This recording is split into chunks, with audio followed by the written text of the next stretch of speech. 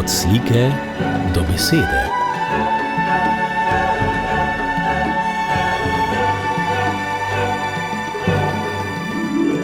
Od slike do besede.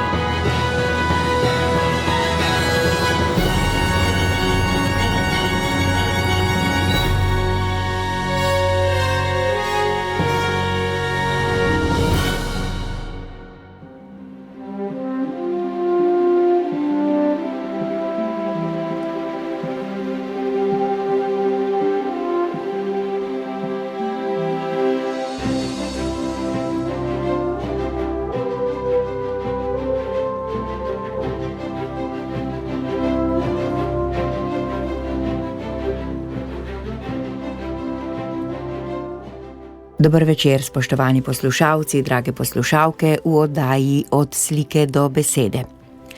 Tokrat se bomo posvetili akademiku, pisatelju, lani je namreč minilo 100 let od njegovega rojstva, Alojzu Rebuli. Slovenska akademija znanosti in umetnosti je v sodelovanju s Slovensko matico priredila znanstveni posvet. Vodja posveta je bil dr. Brane Senegačnik, na njem pa so med drugim sodelovali profesor dr. Janko Kos, Tomaž Simčič in Ignacija Fridl Jarc. V tokratni oddaji bomo slišali naštete 3. Alojz Rebula je bil edinstven glas v slovenskem romanopisju 20. stoletja.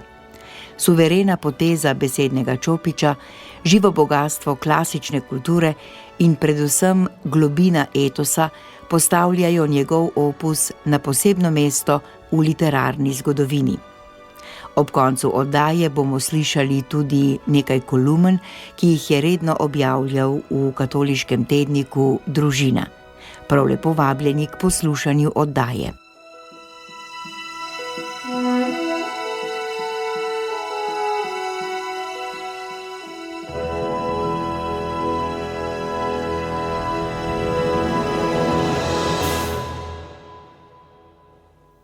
Uvodoma je nekaj besed povedal profesor dr. Janko Kos.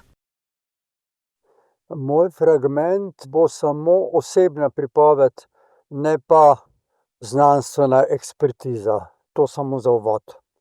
Z Alojzom Rebulo sem se v živo srečal šele leta 1980, ko mu je bilo 56 let, meni pa nekaj let manj. Do takrat seveda sem že dobro poznal njegove novele in prva 2, najbrž najboljša romana. Res pa je, da sem ga leta 80 cenil predvsem zaradi objave, hkrati z Borisom Pahorjem, zaradi objave Kozbekovega prelomnega sporočila o slovenskem političnem genocidu. To je eno. Že leta 1948 sem spoznal njegovo ženo, se pravi Zoro Tavčar, in imel z njo v prvih letih na fakulteti zelo prijazne, prijateljske študentske stike. No, kakorkoli, Rebulo sva se srečala leta 80 na uredništvu Mladinske revije. Tam so naju posedli ob neko veliko konferenčno mizo. Tam so se lahko pogovarjala, večinoma o literaturi, in med drugim tudi o Božu Vodušku, njegovi poeziji, njegovih pesmih, ki so takrat izšle, ravno takrat so izšle z mojo precej natančno spremno besedo. Med drugim sem mu omenil neko podrobnost, ki mi jo je zaupala Voduškova vdova, da je namreč 17-letni Vodušek, že mladi pesnik, se oprl, da bi še hodil k maši. Rebulo je ta podatek ne samo presenetil, ampak že kar ogorčil. Sklepal je namreč, da je torej mladi Vodušek bil v 20 letih zasebno že očitno neveren odpadnik cerkve, da pa je hkrati v javnosti še zmeraj veljal za katoličana in katoliškega pesnika. Nisem mu ugovarjal, čeprav bi se dalo to zadevo razlagati tudi drugače.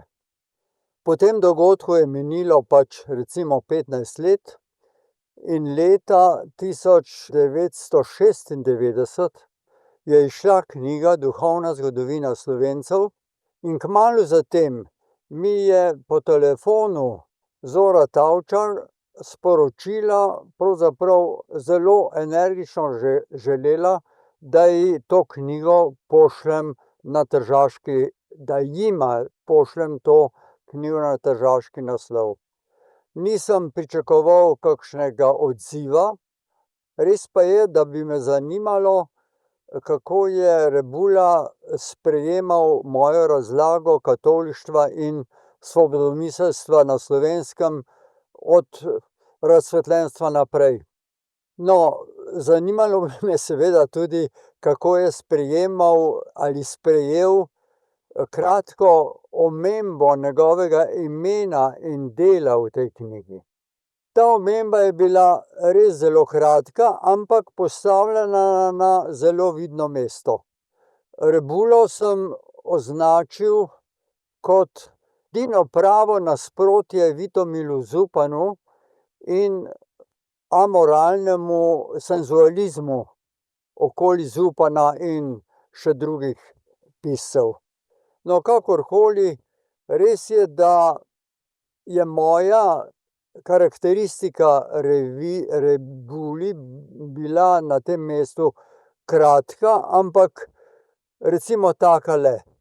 Rečeno je bilo, da je iz svojega začetnega svobodomiselstva polagoma prešel v katoliškega misleca, pisatelja, celo polemika. To je bilo seveda samo po sebi res, ampak zelo na kratko rečeno, in če bi moral razširiti to karakteristiko, bi moral recimo zapisati, da je bilo njegovo začetno svobodomiselstvo zelo negotovo, zelo nemirno, kot da že išče izhod k neki trdnejši duhovni podlagi. Medtem ko o tem, kako je bilo z njegovim katolištvom, bi pa seveda jaz kot laik težko razmišljal, mogoče bi se lahko oprl, lahko bi si pomagal z nekim citatom iz njegovega romana Cesta s cipreso in zvezdo iz leta 1998.